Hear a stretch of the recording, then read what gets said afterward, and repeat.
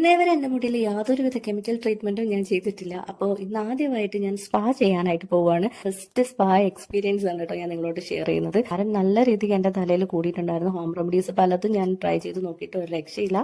അപ്പൊ എനിക്ക് മനസ്സിലായി എന്തായാലും ഇത് എന്റെ കയ്യിൽ ഒതുങ്ങുന്നതല്ല. അപ്പൊ നേരെ നമുക്കൊരു സ്പാ ചെയ്ത് നോക്കാന്ന് കരുതി ആന്റി ഡാൻഡ്രഫിന്റെ സ്പാ ആണ് കേട്ടോ ചെയ്യുന്നത്. ചേട്ടൻ നമ്മുടെ സ്കാൽപ്പ് നല്ല രീതിയിൽ ഡാൻഡ്രഫ് എല്ലാം റിമൂവ് ചെയ്ത് ക്ലീൻ ചെയ്തു. അതിനുശേഷം ഈ ട്രീറ്റ്മെന്റ് ചെയ്തു. പിന്നെ അതിനുശേഷം ഓയിൽ മസാജ് ആണ് കേട്ടോ ഏറ്റവും സൂപ്പർ. അതാണ് മസാജ് ഒരു രക്ഷയില്ല കേട്ടോ. അടിപൊളി നല്ല സുഖമുള്ള ഒരു ഏർപ്പാടാണ് കേട്ടോ.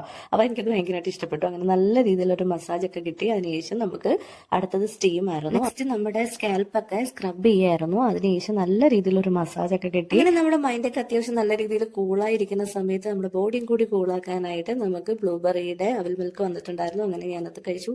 അടിപൊളി ടേസ്റ്റ് ആയിരുന്നു കേട്ടോ, പറയാതിരിക്കാൻ പറ്റത്തില്ല.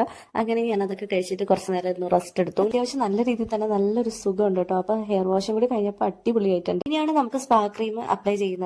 അതിനുശേഷം കുറച്ച് സമയം നമുക്ക് റെസ്റ്റ് എടുക്കാനുണ്ടായിരുന്നു. ആ സമയത്ത് നമുക്കുള്ള കോഫി വന്നിട്ടുണ്ട്. അങ്ങനെ അത് കുടിച്ച് അവിടെ കുറേ നേരം റെസ്റ്റ് എടുത്തിങ്ങനെയിരുന്നു.